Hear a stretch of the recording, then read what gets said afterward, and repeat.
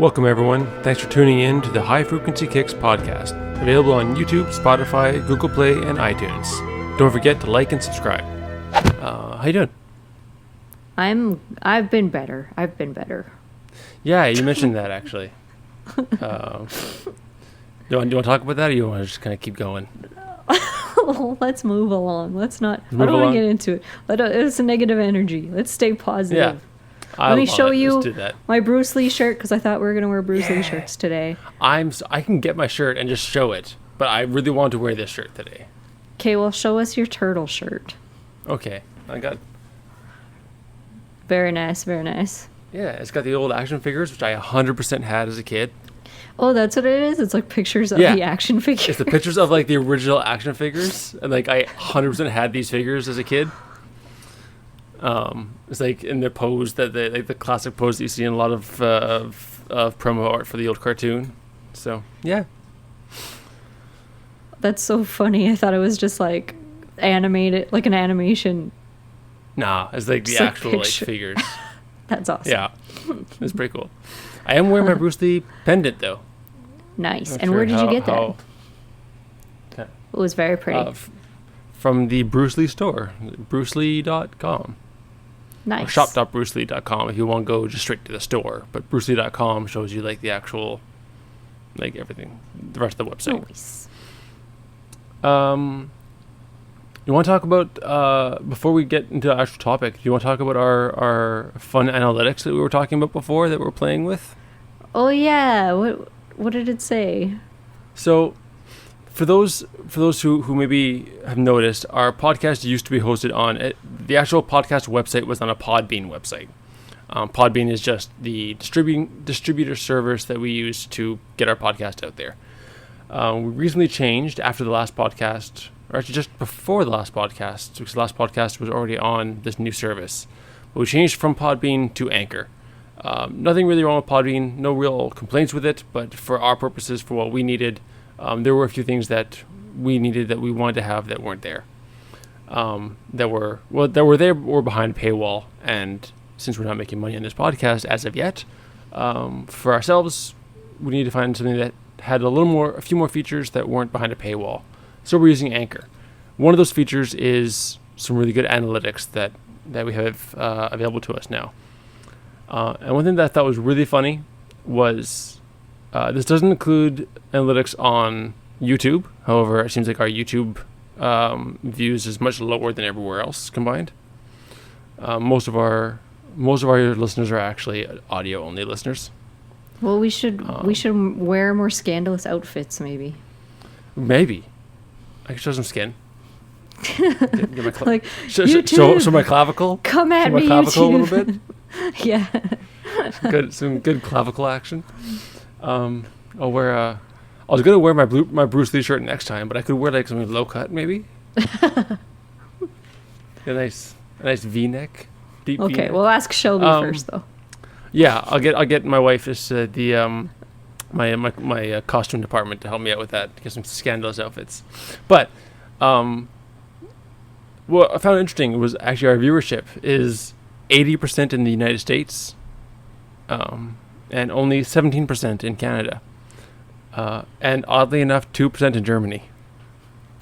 Woo. So yeah, apparently I'm assuming it's like one person in Germany that like accidentally stumbled upon the podcast and maybe like clicked it by accident, like wasn't even on purpose. But apparently there's someone, I'm guessing one person, maybe more, but it's 2%, so pretty low. But someone in Hesse, in Germany, not sure where Hesse is.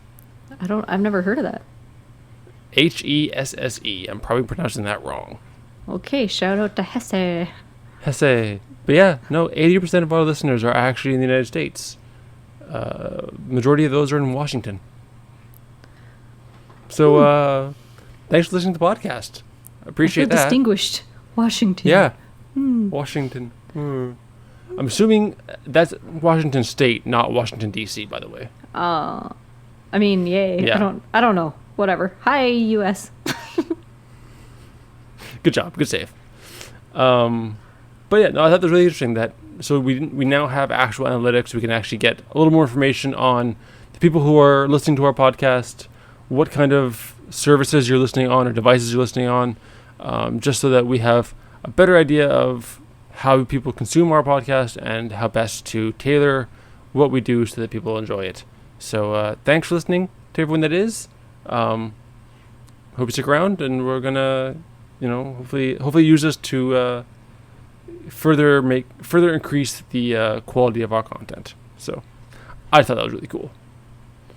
I check the analytics like far too often at this point because I just thought it was really cool watching like numbers go up and down and things happening. I was like, oh man, people actually listen to this. This is cool. My web designer always bugs me to do that, and I'm like, To look at your analytics? Yeah, I'm just like, I can't be bothered. It's super. I mean, there's definitely value in it, but I understand. It just never happens. I'm sure that for me, this will be like when you get a new toy, I'll be like super fascinated by the numbers for the first little while, and eventually I'll just be like, yeah, there's numbers there. Yeah. But for now, I am super invested in this. Anyway, that was really cool. So yeah, we can move on now. I'm done geeking out over that. Okay, should we start? Neat. Okay, I definitely want to throw out some spoilers while we talk about this movie. So I'm going to issue a spoiler alert. Are we talking about just that movie, or do you want to talk about the genre in general, starting with or focusing on that film? Yeah, sure, that works. I don't know. I'm asking you that. It was I think you came up with the idea of martial arts comedy as the topic, and around the same time is a film that I had wanted to talk about last time that I totally forgot about was coming out as well, and so we both watched it, and I enjoyed it. And we both paid money to watch it. I did, paid money. That's a rare occurrence. Yeah, like that's how you know, like I care. Not true. I actually I pay for like everything, honestly. Yeah. So I'll say like I'll start off by saying it was definitely worth the money. I enjoyed it. Yeah. Oh, Paper Tigers. Should we mention the name of the movie? Yeah. Let's talk about Paper Tigers. Yeah, the Paper Tigers. Awesome movie. So yeah, you're saying why was it called Paper Tigers? I can look that up. But I was waiting for an explanation in the movie, and maybe I missed it. I don't know. Anyways, it's about these guys who were like a group of guys who trained kung fu back in the day, growing up, and then they had a falling out. They had a falling out, and then they come back together as like middle-aged men / dads, and it's hilarious. It is. Hilarity the premise was funny. Yeah. The 30 years later, they haven't done any martial arts in the time, and it's funny watching them be like, "Oh yeah, I can do this." Crack my knee. The one guy that's got like the constant knee issues. Just like you. I thought it was funny. Did you relate hard to that guy? My knee issues aren't that bad. I will admit, I do have a torn cartilage in my knee, for which I wear a knee brace, and I am procrastinating getting surgery on to fix, because I don't actually have a reason why, I just am. I think a good excuse right now is, like, why go to a hospital right now if you don't really need to? Right, sure. I mean, this exact moment, you're correct. However, this has been an issue since I was 18, and I tried to help you, but whatever. Very far from that now.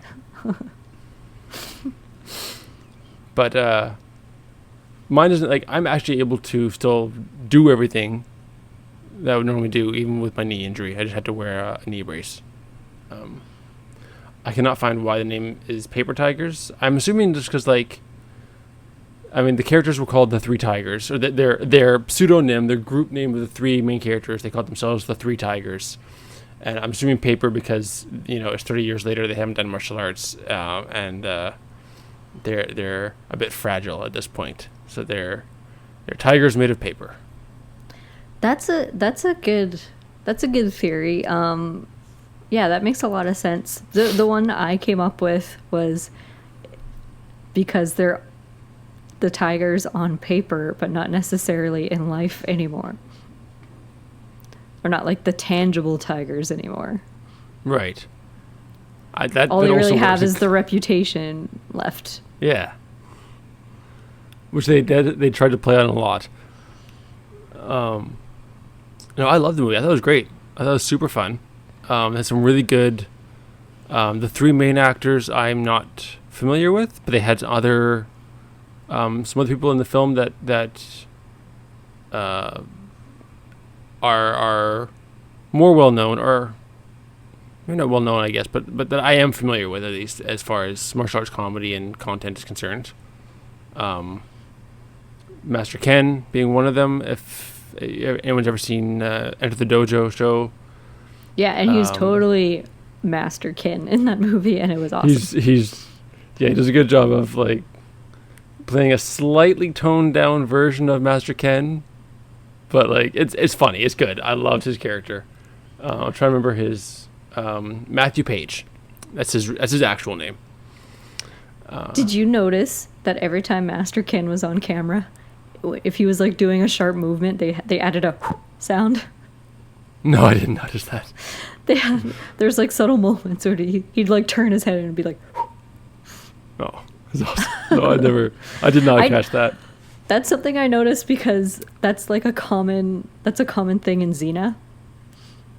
And if people have heard our other podcasts, I'm a huge Xena fan. And just like every single movement, yeah, a little bit.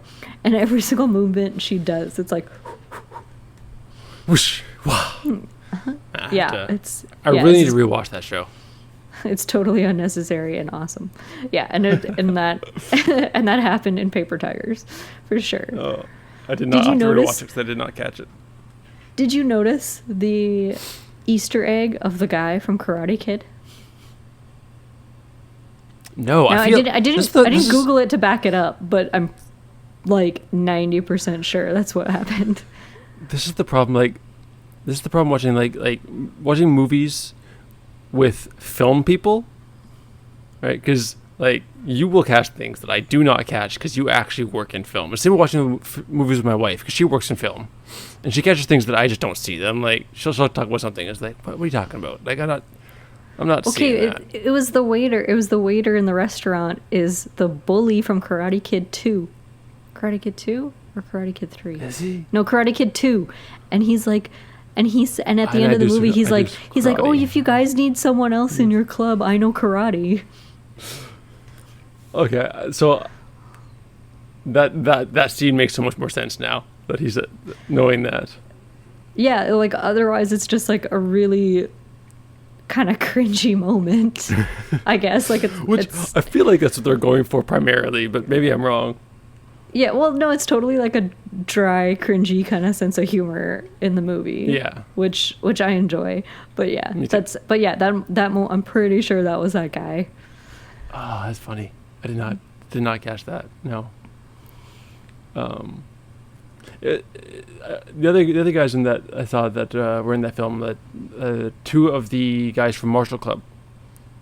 Yes, that was exciting. So, Andy Lee and Brian Lee, who are like the two main guys, and there's also Andy Ma, who's also part of Martial Club but wasn't in the film. But Andy and Brian Lee, who are brothers, and are part of the Martial Club YouTube page, a YouTube channel, which I'm a fan of. You should definitely check them out. I'm fairly confident that we've referenced them before. Yeah, and they're on Instagram as well. Yeah, exactly. And well, they have their own, like Andy Lee's Instagram is just called Martial Club Official, whereas his brother Brian has his own. It's like Brian Demon Wolf, I think, is his Instagram. But yeah, like their content is some of the stuff that's inspired me to try and make my own martial arts content, because it's exactly the kind of humor and style and stuff that I like and that I want to create. But it's really cool seeing them and seeing those guys gain some popularity and some work in this, because they're super good martial artists and super funny.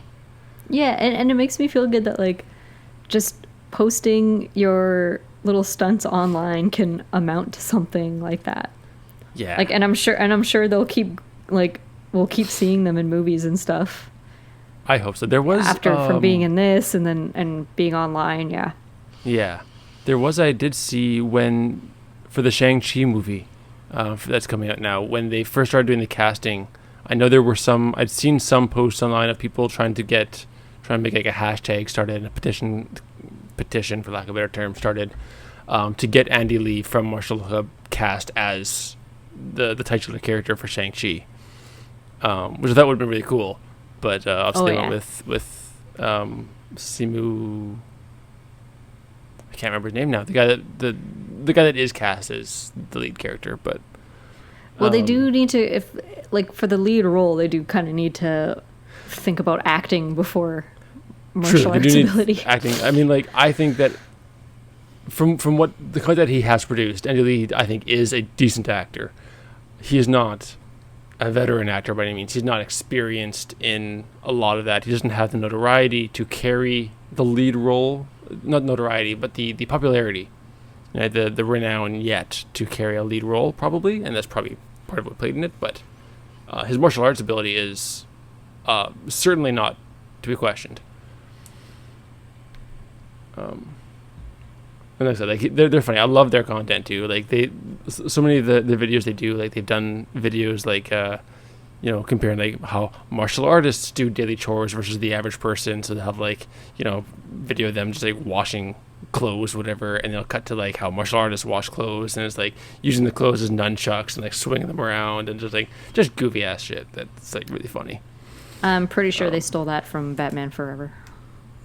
Remember Batman Forever? Okay, there's this scene hang on, where Robin is doing laundry, and that's how he's doing laundry. Yes, yes, I remember that now. Yeah. I think that was Batman and Robin, not Batman Forever. That's why I was confused. Batman Forever is where Robin shows up. Yeah. Yeah. Oh my god. Don't question me on my shitty Batman era trivia. I'm Googling it now because I'm super confident that he's not in that one. He is in that one. Forever.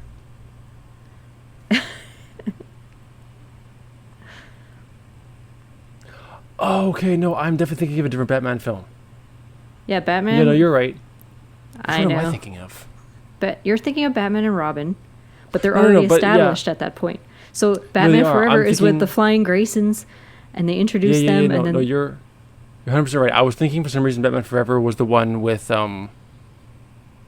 Penguin. That's Batman Returns. No, you're right.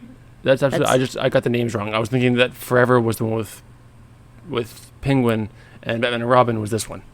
I realize this information is totally not important, but as a Tim Burton fan, I'm highly offended right now. Sorry? Tim Burton made the Penguin ones. I'm very familiar with that. Yeah. That I know. I just got the names mixed up. All right. Fine. Small mistake. I accept. Anyway. If we weren't in different provinces, I would fight you. You want a sparring match? I'll come back to Winnipeg for a sparring match. I'll kick you in the crippled knee. My knee's not that bad. It's okay. Not yet, really, anyways. Not yet. Yeah. As soon as I get a family doctor in Quebec, which takes forever, I am going to get my knee actually fixed. You mean a family doctor? Yeah, le doctor. But yeah, no. Paper Tigers though is a fantastic film. It's definitely got.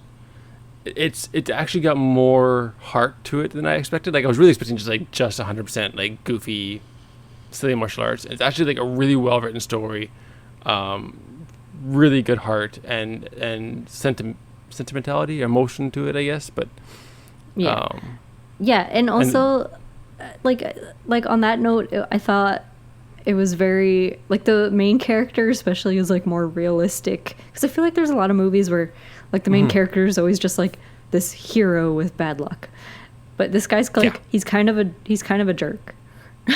He is. Like he's like, but and I don't know, sometimes I appreciate that. Like I was watching Maleficent the other day and I was like, she's kind of a jerk, and I like that. And that's the point of that kind of movie. It's like it's like it's more realistic when the character has, you know, an even amount of good and evil qualities. Because that's how a real person is, I guess. Mm-hmm. Well, that's fair. Yeah, no, he's absolutely like. Again, because we've already said we're gonna spoil the film, so I'm not gonna be concerned talking about this. So yeah, like he's not he's not a great father. He's sort of trying. He is trying, but he's not good at it. Yeah, they just like kind of ditches his kid back at his mom's place when he's supposed to like go to where were they going to go? Magic Land? Yeah, I think that's what it was called. Some theme park called Magic Land. I'm not sure if that's a real place or not, but they're gonna go to the theme park. Gets a call from work, so like ditches his kid at home, goes to work, and then like the next day, and they're gonna go to Magic Land again, and then nope, ditches his kid off to go to his old Sifu's funeral. See, this is why I don't have a kid, because I would totally do these things. Be like, oh, gotta work. Peace. I like working. That's why. Man, I have a love-hate relationship with working. But, that's a discussion for another time for not being recorded. But yeah, he's got some like bad qualities to him that makes him. I think all three of them do. All three of the main characters. The middle guy. There's. Man, I'm gonna be honest here. I don't remember any of the characters' names now. I'm suddenly blanking. I don't think I ever knew their names. Like when I'm watching it, I think about halfway through the movie, I was like, like I don't even know their names. I did. Danny is the main guy, because they kept calling him Danny 8 Hands when they were teenagers. Oh yeah. So fast, he had 8 hands. So there's Danny 8 Hands. Who I think it is. I want a martial arts name. Sam Anklebiter. Ankle puncher. Fine. Punch those uncles. We'll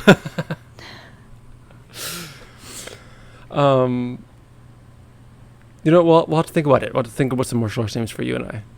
You can be the walking staff. Not inaccurate. Well, we'll have to think about it. We'll think about some names. But anyway, characters' names, movies. So there's Danny, who's the main guy. There was Hing, who was the guy that the guy that kept joking about had gained weight, who was bald. And then Jim was the black guy. I like how when Master Ken stole the toupee off the bald guy, he like used it as a token. He like tied it to his sword or something. to the end of the spear, yeah. Well, yeah, I love like he got it in like the next scene. He's like pruning the wig on the spear as they're talking, and just like fixing it and pruning it and making it all pretty and nice. Yeah, his character was amazing. So I love too, like in that scene too, where he's talking and boasting, and his teachers basically bring him down a notch, and he's all proud of himself, and his teacher's like, you're not that good, and he's just there with the spear and like prunes the wig again a little more. Is like, I am that good. Like, he's so good at playing that character of like really boastful, but also like really soft ego, really sensitive character. Yeah, it was so good. He was definitely my fave. Yeah, no, that was great. I love that guy. The comedy is great. Like you said, it's really dry, kind of cringy, awkward comedy, but it's funny. Like if you're into that stuff, it's there for you. But also what I also appreciate about this one is that, and you don't get this a lot, it had like very accurate kung fu information and techniques. It did, yeah. No, there was some good knowledge like there. So like a lot of times they play fast and loose with the information, and the only thing that was unrealistic that way was the choreography, but it's got to be unrealistic because it's more fun that way. Right, and this one too. But yeah, the actual like the techniques were like good, and then when he's like talking to his son about kung fu and stuff, it's just like, yeah, it was all legit information. Yeah, well, and like the training too. Like when they show them as teenagers training with their shifu and doing like things that I would conceivably see some of our instructors and our shifus doing with us, like the horse dance, up onto a block, or they're using paint buckets, right? Like stepping onto a thing for balance, up into the crane stance, down into your horse. A lot of those things I could see our instructors actually doing with us. So yeah, like very, very good display of realism with a very good homage to like the classic martial arts films from like the old days, as far as fight scenes are concerned, with some funny over the top, like the Hing's acupuncture stuff, where like anytime someone's passed out, he just like does like the punch, the slide, the like funny motions on the back to like bring them back. And I did love that every time we did that, they always like come back and like that gasp with like that weird like gong sound, and I was like, yeah, that was funny. Like the over the top traditional acupuncture martial arts, mythology knowledge there was really funny. And also not to. Well, I was going to say not to bring up Master Kin again, but I always want to talk about Master Kin. But he's funny. He does like before he fights the guys, he like does his form, his stance form. Yes. Right? And he does all the different animals. And then I'm like, we have that. We do that. But like not quite, but basically exactly like that. Yeah, no, there's absolutely a form where you're just going through 13 stances and just doing all 13 of them. But no, I love that scene and too. they all have animal names. Yeah. No, I loved like as he's like going through it, like super pumped up and super energized and doing all the animal forms, and the rest of the guys are just like just waiting it out. One of the stances was like, dang, okay, I can't remember.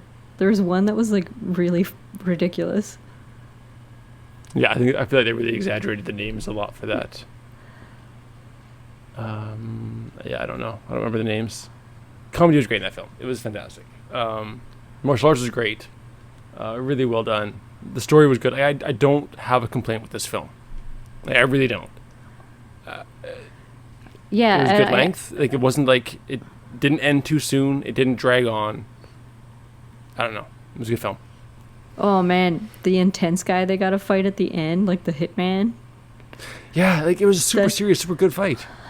That guy was so intense. Like, and like, okay, all their natural ability just comes wafting back when they got to fight this guy. I'm like, okay, if that guy's like so good, he's a hitman. Like he would just annihilate them. But still, I was still into it. Obviously, they gotta win. Yeah, obviously you gotta have your Deus Ex Machina in there, where they just it all comes back just because it has to for the story.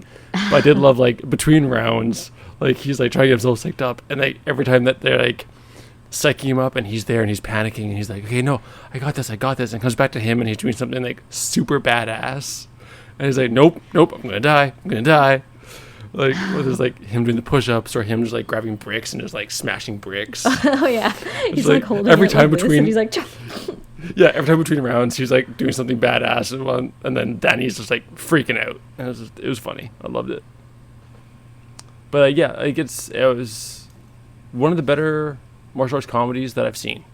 Yeah, and it's like a long format version of a lot of like funny stuff you see online nowadays, such as Master Kin, who we've mentioned a million times. Yeah, but like he's got like Master Kin stuff is great, but like I don't know that I'd watch an hour and a half long movie of just Enter the Dojo. Maybe I would. I don't know. I think we basically did. Did we? I guess we did. But with more of a story. Yeah, another one I want to shout out, though, is because Master Kin always reminds me of Rex Kwon Do. Rex Kwon Do from Napoleon Dynamite. Good call. It's like one of my favorite parts in that movie. It's hard to pick favorite parts because that movie's gold. But like the Rex Kwon Do scene, it's like total Master Kin vibes. Absolutely. And, yeah, I just appreciate it. I feel like that scene probably calls to you and I more just because of our martial arts background. Like we have such a stronger connection to that scene. Oh yeah, and then it's like, and it's so funny. It's like especially funny because it's like he's just teaching the exact opposite of what one is supposed to teach or what one actually learns. And then and it's so good. But it's kind of like that cliche version of martial arts that people just assume that you do when you tell them that you're into that. Yeah, no, absolutely. Like that scene fits with these standard comments that you'll get from someone when they're like, "Oh, you do martial arts." So yeah, that's. I feel like that's probably why we have such a connection to that one. Yeah, it's such an exaggerated version of. It's that meme, like what I actually do and what people think I do, you know? Yes, absolutely. That's what it is. Yeah. 100%. You know what else? Another movie that Paper Tigers is better than Jiu-Jitsu. Oh, you mean like every other movie? Yes. Because this one had actual kung fu in it. It did. It had actual fight scenes that were actually choreographed by someone. Sorry, I had to throw in a jab at Jiu-Jitsu. Well, we can't forget about the terribleness of Jiu-Jitsu. That is Jiu-Jitsu. Yeah, no, I try as I might. You're correct. I cannot forget about it. I'm trying to think of like other martial arts comedy that I'm really like. Obviously, would you qualify? Like, I'm wearing a Ninja Turtles shirt because I thought it was really topical, and also I just bought this shirt recently and I love it. Yeah, it's very white. It's very white. Yeah, much like myself. In case you haven't noticed, would you qualify TMNT as martial arts comedy? I think so. Yeah. Yeah. It's like it's another case where like if you actually read the comics, especially the original comics, like there's actually a good story to them. But it's hard to get past the fact that you are reading a story about 4 anthropomorphic turtles that do ninjutsu. That you can't take that away from that. You can't leave that without that in your mind being like, yeah, no, that was definitely a comedy. I think the funniest part about Ninja Turtles is the fact that someone thought it up in their head, thought, yeah, that's a good idea, let's roll with it, and that it became so popular. Peter Laird and Kevin Eastman. Okay. It's like are the two guys like that if you made try that. to think about it before it existed. It's like these giant turtles live in the ground and come out and fight people, and also they love pizza.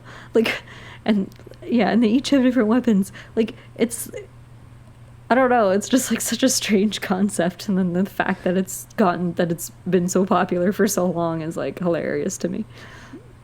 There's a little backstory on that if you're curious. The original drawing, I forget which one of the two of them did this drawing, Kevin Eastman and Peter Laird, but the original drawing was like a less human-looking turtle. It was just basically kind of like a turtle that was on his hind legs, and it had the mask on, and it was just a goofy drawing they just did for whatever reason. I think it was like shits and giggles, just like doodling, because he was an artist. But it was just like basically a turtle on his back legs with a mask on, and the nunchucks weren't really being used. They were like tied to the forearm. So we just had like nunchucks there, and he's just like, yeah, it's a Ninja Turtle, because that's what artists do. Living with an artist and having a lot of artist friends, I can confirm that artist brains, they get an idea and they just put it on paper because they can. So yeah, he just drew this picture, and they were like, they kind of played with it, and they rolled that idea around for a bit until they had what became the comic. But yeah, it was just like a silly doodle that they just ran with. And the popularity actually became because when they went to print it, there was, I forget if it was an error with the printer or there wasn't any of the normal stock for like the normal comic book size. So it actually had to be printed on larger stock, which meant at comic shops it couldn't fit in the normal display shelf, where it would normally be kind of hidden at the back because it was a brand new comic, it was an indie comic, it was this little like whatever thing. So it wouldn't have been seen normally had this error not happened and had it been printed on normal stock. But because it had to be printed on larger stock, it had to be put on a separate shelf where it was basically front and center. You couldn't not see it. And so people came in and saw this comic about 4 Ninja Turtles, and I was like, yeah, that sounds goofy, I'm going to pick that up. And so if it hadn't been for that, it probably wouldn't have gained popularity at all. Huh. That's interesting. Interesting little tidbits that, like, yeah, just got popular because of a printing error and had to be on different stock than normal. Yeah, just by chance, that one little detail. That's hilarious. Yeah. No, I love little things like that. Another actually, one oh, sorry, what? No. Well, I was going to actually... There's something about the development of the Paper Tigers film that I actually wanted to mention that I thought was worth noting. What? We can come back to it. I found this really interesting that they actually... Remember I was saying Warrior, or when Bruce Lee initially pitched Warrior, he was having trouble because they wanted to change the casting. Paper Tigers actually had the same issue, where it ended up getting published by indie distributors and doing a lot of... They did some Kickstarter campaigns to get funding and stuff for the film. But they had initially... Bao Tran, who's the writer and the director, had gone to some Hollywood studios to pitch the film. And in the film, obviously... he's Asian, and the story of Paper Tigers was meant to be kind of an homage and a story of himself and his friends growing up as minorities, as Asian kids in America, and their passion for martial arts as children of minority of Asian descent. But again, the studios in Hollywood wanted to change that, and they wanted to take out the Asian lead and put a white lead again. Specifically Bruce Willis, apparently, from what I'm reading about this trivia. They wanted to replace the lead with Bruce Willis because reasons. They also...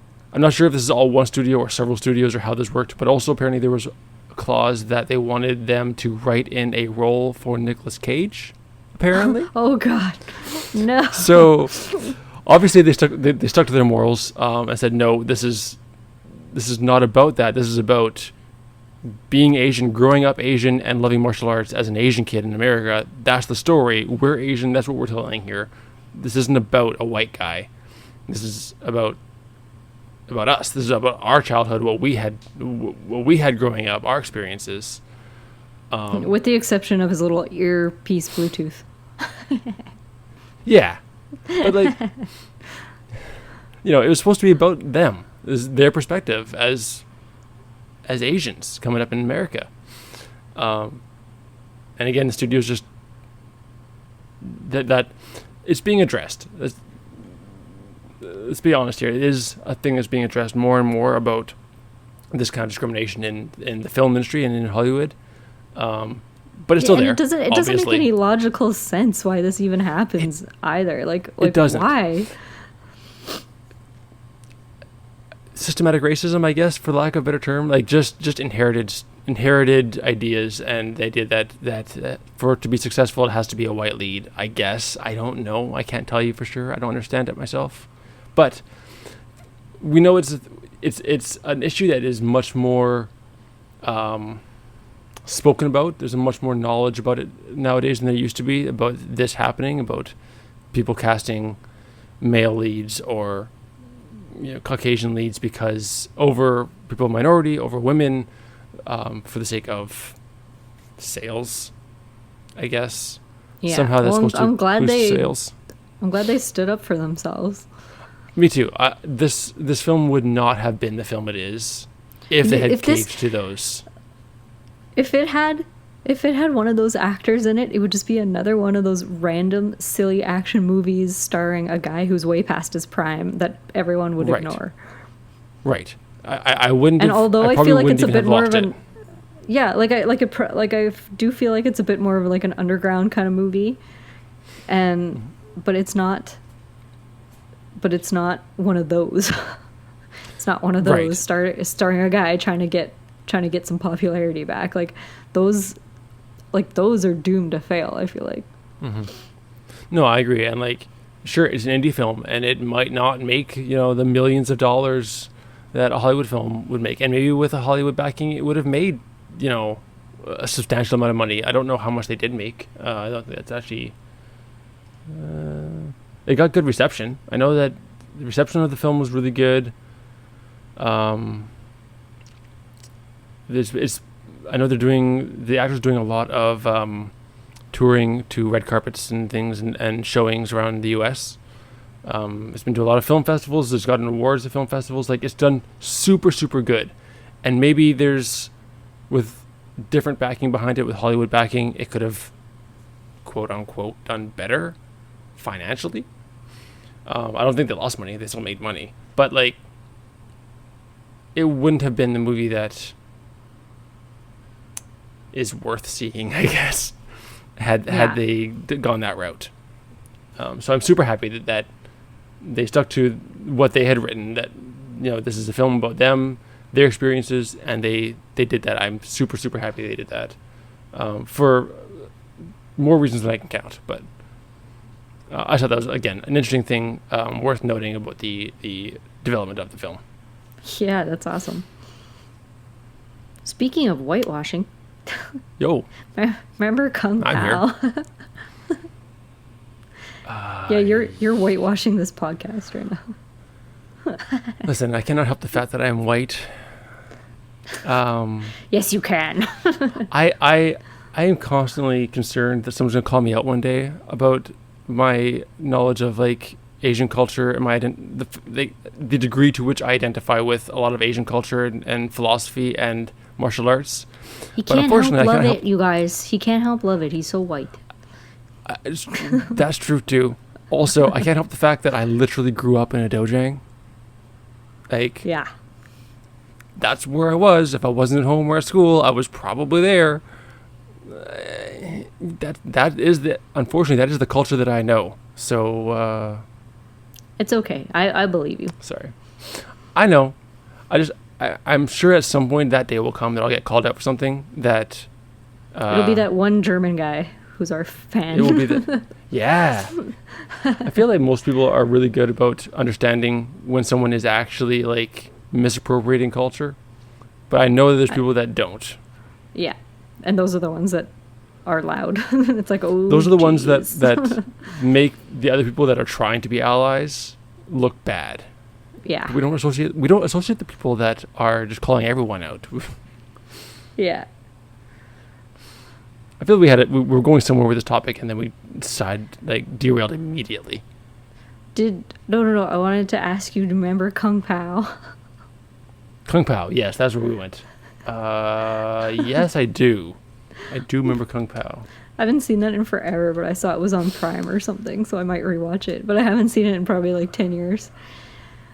Oh no, I have not seen Kung Pao. I'm thinking of Kung Fu Hustle.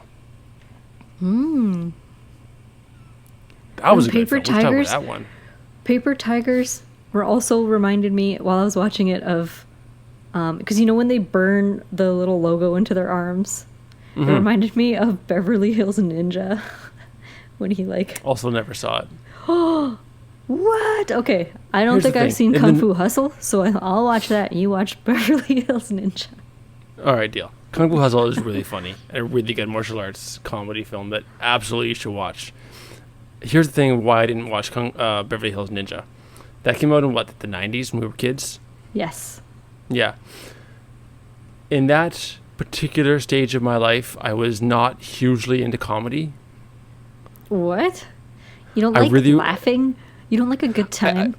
Sorry, let me rephrase. I like comedy. I liked a very specific kind of comedy, and that one felt in that, like, for lack of a better term, really lowbrow comedy, I guess. That was just like, it was too silly. It was too dumb for me at the time. Yeah, that's how Chris Farley rolls. Yeah, it is. So, like, it was not the comedy that I was into as a kid, and especially with, like, I mean, I definitely had the, I'm trying to figure out the right words here. The typical 90s boy preferences of, like, I want the action film, I want a serious story, I want, like, you know, like, I wanted serious action, like, proper story. We're not, you know, doing anything silly here. This is serious stuff. That's what I wanted. And I liked comedy, but, like, specific kinds of comedy, I guess. And so not Kung Fu Ninja, Beverly Hills Ninja, as a kid in the 90s, did not fit into that tiny little sphere of what I wanted to watch. So no, I haven't seen it yet. I became a Saturday Night Live fan very early. So that's why I have been a long time fan of that one. Sure. I mean, yeah, I was... And I'm pretty sure it was the 90s when I started martial arts. So, yeah. Yeah, 'cause you started before me and then took a break around the time I started. Yeah, just like the Paper Tigers. Yeah. except we didn't stop for 30 years and then come back as adults. We kept going into our adulthood, so we're better than them. That's right. I think so, anyways. Kung Fu Hustle was that's a funny film. That one, when did that one come out? Now I'm curious. Kung Fu Hustle, when did that come out? I remember watching that with Daniel, who was a friend of mine in high school. Kung Fu Hustle. It was 2004. Okay. What is that? Okay, tell me about that one. So I'm gonna be honest. It's kind of like it's a little erratic, the story, a little bit. Like, it's really hard to figure out who the main character is. Like, you don't really know who the main character is until like the end of the film. It's like, yeah, like there's definitely characters the whole time where you're like, oh, this guy's got to be the main character. Nope, he's dead. All right, it's got to be this guy. Nope, guess not. But it's got just some really silly. I'm trying to hear. Where's the synopsis here? Tells the story of a murderous neighborhood gang, a poor village with unlikely heroes, and aspiring gangster's fierce journey to find his true self. So yeah, like, again, it had really over the top, really funny, but really good choreography. And there were like a lot of really, again, paying homage to a lot of the old martial arts films, a lot of old like Crouching Tiger style stuff. I think this movie I might be thinking of Crouching Tiger for all I know at this point, but I think it's this movie where there's like a large wicker basket and they're walking around the edge of the basket sparring. This is in Kung Fu Hustle? It's either Kung Fu Hustle or Crouching Tiger. I'll be honest, right now I'm getting them. That's not in Crouching Tiger. Okay, then it's this movie. Yeah, where there's like a wicker basket and they're like walking along the rim of the basket to spar each other. So like really over the top, funny, but interesting, fun to watch stuff. There's like a giant basket for some reason. I don't remember why. They got a big wicker basket, and they're sparring on the basket. But yeah, like there's like there's a guy there's like a lady who's like not a hotel, but like a group home landlord lady, and she's like the super intimidating martial artist, who more often than not her fighting style involves just like slapping people with her shoe. She's got like a cigarette in her mouth. She's got like a grumpy like expression on her face. There's a scene where she's like, her and some other guy save some dude, and they're running away, but it does like the whole like cartoony kind of like Sonic the Hedgehog, like boom, they're gone, run away, because they're just so strong. Like it's really silly. It's real dumb, but like a different kind of dumb that I really liked at that point. That's how I feel about Jackie Chan movies. I love Jackie Chan. Jackie Chan has also got I think in my opinion, a really winning formula for martial arts comedy. Yeah, which explains why he's had the success he's had, I guess. It's true. But it's like he even works it into the choreography. Oh yeah. Yeah, so it's like I think that's what makes him unique compared to the other like movies that are like funny and also martial arts themed. But it's like, you know, he'll like kick up this pan and then slap the person with the pan, you know, like little things like that. So like even the choreography is funny, but it's also very impressive. Yeah, no, I definitely Yeah, like the times that he's used like a ladder. That like for some reason this ladder has fallen around his head, around his shoulders. Okay, yeah. Roll with it. He's flinging a ladder around now. Okay, get rid of the ladder. What else is around? Watching movies as a child gave me an unrealistic expectation of how many times I'll be trapped in something. Like when my body will be trapped in something. Yeah. Or like, so it's the same idea as like when, have you seen that meme where it's like, quicksand is not as big of a threat as I thought it would be. Yes, absolutely. Like you just think you're gonna come across it because of the amount of times you see it on TV, but it's. Yeah, I feel like that was also like part of my vision when I got into martial arts as a kid was the amount of times that I thought it would be useful in like a Jackie Chan type scenario. Yeah. Also, do you remember did you ever watch this cartoon when we were kids? Jackie Chan Adventures. Oh, that rings a bell, but I can't. But like a vague bell. Okay, it was a really good cartoon. It was Jackie Chan. So like Jackie Chan voiced, like the main character was Jackie Chan not as himself and not as an actor, but all the same, it was Jackie Chan, and I forget what his actual profession was in the show, but like he had this friend who was like a spy, I guess. Anyways, and then like Jackie Chan's uncle was like kind of like a Shinto Tao spiritualist mystic kind of person. The whole deal of the show was like there was this gang who wanted these 12 talismans, and they were like, things like this big, and they had like each one had a symbol of one of the 12 zodiac animals, and they could imbue powers upon whoever was using them. And so it was all martial arts comedy and slapstick humor, and but in cartoon form.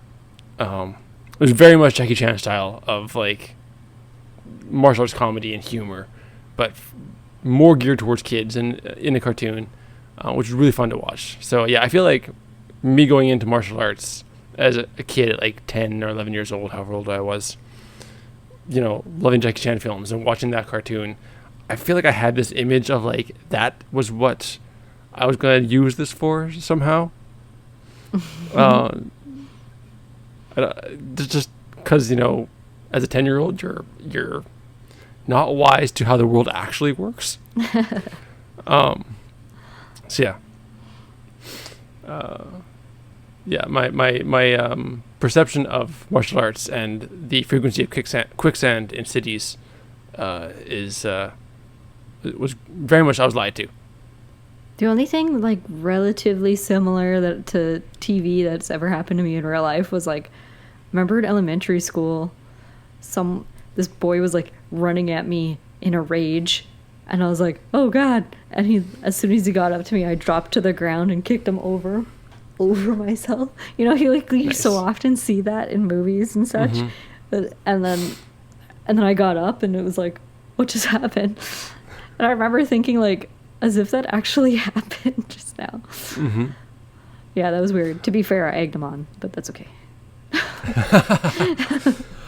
I can only think of, like, I know as an adult, with, obviously we teach, to avoid situations or to diffuse them and talk your way down. And definitely if ever there's been a case of someone getting aggressive, like I've defaulted to that. The only case where I can actually think of actually sort of doing something was one time, 2 times technically, when I worked at the airport, because I worked for it was a year and a half, almost 2 years, as ground crew at the airport. And that was a good time, because remember that time I saw you? I was like, yeah. I saw you in the jetway. That was really funny. That's right. I was like, you were hey, in like Vegas or something. Woo, Vegas. Yep. I do remember that. That was like, I think that was that right before you actually came back to class, or was that after you started coming back to the dojang? Oh, I don't know. Around the same time, I think. Yeah, because it wasn't long after high school.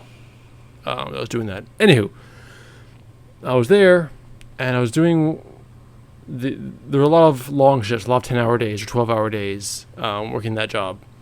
And there was one of my first 10-hour shifts. I was there, and it was nighttime, and I was tired. I'm not entirely thinking straight at this point. It was like I said, it was my first time doing like a 10-hour shift. I was not like consciously, I was just like going through the motions. I knew what to do, and I was just doing things and just going through. And I was on the ramp. There's a plane coming in, so I was at the gate. I got everything set up, and whatever, got everything going. I was waiting for the rest of the crew to arrive, and I'm just standing there and zoning out a little bit because again I was tired. And one of the guys who knew I did martial arts and kept asking me that he wanted to test me. He wanted to see what I could do. And I just kept being like, no, off. Censor that. But I was standing there, and I didn't fully register the fact that he came out of the building and he was trying to hide under the shadow of the bridge, the jetway, and come up on me. And I didn't fully, like, I kind of registered the fact that he was there, but not fully, because again, I was tired. I was really, really tired. And so he kind of comes around the shadow of the jetway, and just the same. Ooh, punch my mic. Does the same thing. Just kind of like charges at me, and tries to like arms are trying to push me. And I remember he wasn't moving terribly fast.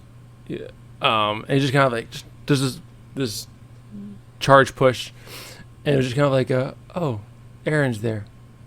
I just move a little bit and push his arms away, and I go to like. I think at the time at the club we were doing a lot of self-defense stuff, and like that involved the theoretical kicking out of knees. So I kind of like move over and like I'm parrying him away, and I bring my leg up to like kick him in the shin. And then I kind of realized that I'm at work and I'm wearing steel toes, and if I kick him in the shin, I'm going to have to get ridden up and have to deal with that at work. I don't want to deal with that. So this is all going through your head in this moment? I think so. I don't remember. Again, I was really tired. It was a long time ago. I do remember, like, I moved away, I parried, and then I went to, like, kick him, and then instead I just, like, stomped my foot in front of him. But that didn't stop him. He kept trying, which was dumb. Huh. Yeah, no, like, the next 2 days, I'd be, like, loading luggage into the plane, I'd turn around, and he's behind me. Okay, go! Just be like, oh my God. Go away. Go away. I'm sure he's been beaten up since. It's possible. He's tall though. He's got like a good. He can look intimidating enough. I think he can probably take care of himself. That means he's easy to trip. That is true. As a tall guy, as someone 6'4", it is easy to trip me. I fall by myself. Anyone trip me. So if you're ever fighting Thomas, just sweep the leg, as they say. But yeah. What other kinds of... I'm trying to think what else there is from martial arts comedy that I've seen lately. I think it's under... This one. Go ahead. I remember this one guy who I saw on America's Got Talent, but I can't remember his name. Oh. But I went back and rewatched it because it was so funny. But he wasn't doing... It's like he was performing based on martial arts concepts, but wasn't actually doing martial arts. And sure. he was just like this total nerd, and he's on stage, and he's like a helper guy with him, and he's talking to the audience or talking to the judges, and every now and then he looks back over his shoulder and looks back over his shoulder. I remember that now. And then one of the judges is like, "What are you doing that for?" And he's like, "Oh, you always got to be prepared." You always gotta know your surroundings. And he's just standing there talking about on stage, looking over his shoulder, and then like he had one move where he like picks up dirt and blows it in the guy's face or something. Yeah, he had like a bag of sand or a bag of dirt on him, didn't he? Yeah, and then he like threw it in the guy's face when he was like doing his demonstration. It wasn't like actual martial arts techniques, but it was like stuff like that. It was so good. Mm-hmm. And then I can't remember if he made it through or not, but I just remember watching this audition. It was just the best thing ever. I've actually seen a couple of people doing martial arts stuff on similar talent shows. I can't watch those talent shows anymore. I used to watch to a certain degree. I liked them back in the day when I had cable, but it was like because I thought it was more interesting than, because there's so many karaoke ones, you know, like American Idol and The Voice and all that, and they're all the same. Like, and it's like, why always singing? And also another, oh, this is a big tangent now, but it's like, I got to rant about this. But it's like, they're all the same, but none of them require the contestants to actually write their own music. That's why I call it karaoke contests, because it's like, this isn't the mark of a really good artist also their ability to write the music? They should make them write a little, because they're only singing for like a minute tops. Like, I don't think there's any reason, if they're getting offered $1 million recording contract, I don't think there's any reason they can't write a minute worth of song each week or something. Like, that should, like, no show has done that. Anyway, so that's what I really liked about America's Got Talent and Canada's Got Talent, was that it's Canada's Got Talent, which I've worked on before.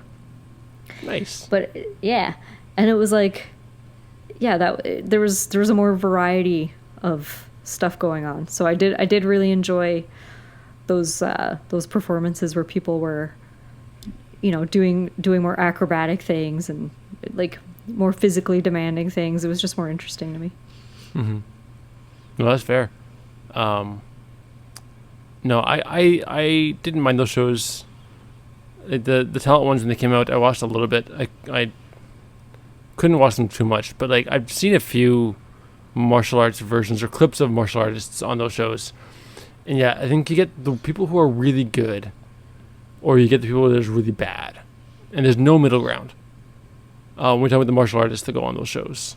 And like, I saw one where there's a guy, he might have been in a split, which is impressive. Like a full-size split on like chairs, which is impressive. I can't do that. My hips are not that flexible anymore. I'm working on it. But probably will never get back to a full-size split anymore. But it was in a full-size split, and he had like bricks or boards or something in front of him, and he was like smacking himself in the head with them, trying to break them. I don't remember if there even was a point to what he was doing there. It may have been just to be like, I can break this with my head while I'm in a split. I don't know. It's just a total shock value situation. Mm-hmm. I think, actually, Matthew Page, Master Ken, was on one of those shows at one point. Like, he took the Master Ken character onto one of those talent shows. Oh, I'm going to look that up. I think he did, and I think they didn't, like, he didn't get past the audition. Like, they didn't like him. They thought, this would never be popular. This would never go anywhere. And he didn't get anything. Which obviously they were wrong, but yeah, I do feel like there's probably kind of like what we said about the martial arts scene, the Rex Kwon Do scene in Napoleon Dynamite. It definitely feels like it's really hard to make martial arts comedy that doesn't appeal just to martial artists. Yeah, that's true. Right? Like, I've shown Master Ken videos to other people that aren't martial artists, or who are semi into the martial arts industry. Like, I've shown them to my parents, for example, and my parents, they giggled. They thought it was funny. They enjoyed it because, like I said, they've been taking me to martial arts classes since I was 10. Like, they've been involved in the martial arts community. They know things about martial arts in that respect. So they got some of the jokes. I think they're hilarious because, again, like, that's what I do, like, every day. I get all the jokes. I think they're all hilarious. They're all funny. But I've seen people who aren't involved in martial arts at all, who just, it falls flat. They don't get it. That's because with Master Ken, there's a lot of inside joke situations. Right. His like, especially. His are very much like that. Yeah. It's a niche market for sure with him. Mm-hmm. Yeah, I guess his are kind of an extreme example of that. Of like, his style of doing that comedy is funny if you are in that niche, if you get the jokes. Which I think Paper Tigers did a good job of, like, martial artists will enjoy it, and if you're not martial artists, I think that you'll still really enjoy this film. Yeah, my boyfriend liked it, and he was like, and he's not really involved. Mm-hmm. Cool. Yeah, I'm trying to get. I told a friend of mine about it out here, so I think he's going to give it a watch. I think he'll enjoy it. But again, he works in film, so he likes to watch a lot of things, and he'll probably do the same as you and like pick out things that I didn't notice in it because film people, you just keep doing this to me. My wife, because of her involvement with film and the way she views films now, she's very rarely surprised by narratives in film and movie, and books even. She's always kind of guessing the twists and things before they happen, which never used to happen to me. Never used to happen. It's starting to happen now. Where like we're watching something, and I just because I've been married to her for a hot minute now, so I get, I talked to her about it and learned her way of seeing these things. It started happening where we'll watch something and I'll be like, oh, this is the thing that's going to happen. And then it happens. And at some point, I'm not sure when I started actually looking at things that way. I used to just like, I don't care. I'm not trying to like guess anything. I just want to watch a story and have someone tell a story to me and sit here and eat candy. Let's be honest here. Nutrition is not one of my strong suits. But yeah, that's all I wanted to do. And now I'm like still doing that, but I'm also like, oh, is he the villain? Is he actually the villain? Oh, is this gonna happen? Oh, maybe this is. Hey, we watched Men in Black International a couple days ago, and like I guessed one of the twists actually before my wife did, which never happens. I think that's when I realized I started doing this.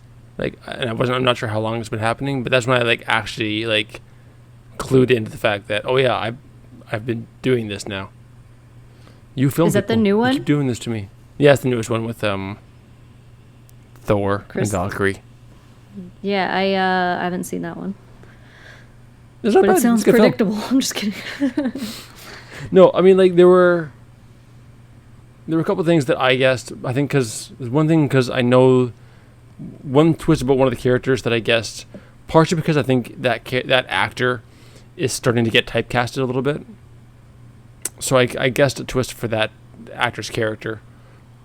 It was a good movie though. I thought it's still funny. It's definitely a good Men in Black film to me. I liked it. Power Rangers, because we could call that a martial arts comedy. Comedy, not on purpose. Yeah, it's kind of like jiu-jitsu. It's not an intentional comedy. Is it? I don't know. Which one? Like Power Rangers. It is like it's stupid, but it's really. I feel like I also feel like they're trying to make it like cool, you know. I also haven't seen it in so long. Oh, yeah, like I wonder if they realize how stupid they are. I have actually, out of like morbid curiosity, I did actually rewatch the first episode of Mighty Morphin Power Rangers like years ago. I rewatched it just because I'm like, you know what? I need to know how bad was this actually. It was not good. It wasn't. There's literally a line.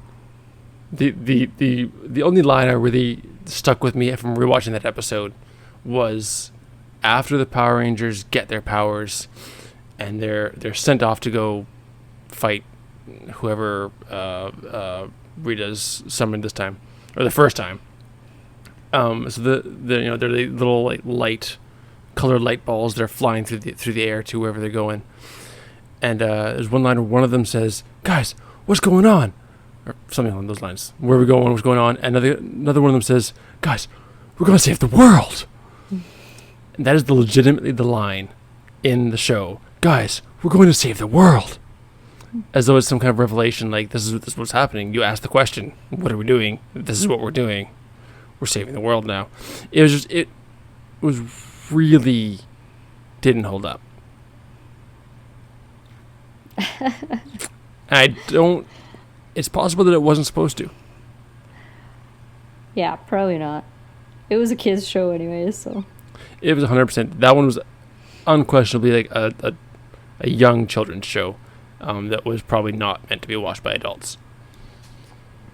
There's like the odd adult that still likes it for nostalgic reasons, but like I I know one. I don't think that has that same like underground following. Like, I feel like some kids shows end up having an underground adult following. Like, it's still very popular, but it's not. Yeah.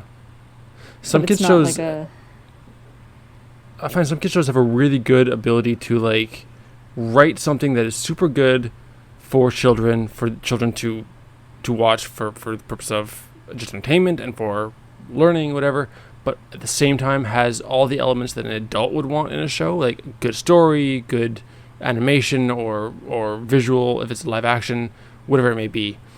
There are some kids shows that do a really good job of that, of like, there's something here for adults and something here for kids, and you can both watch this. Yeah.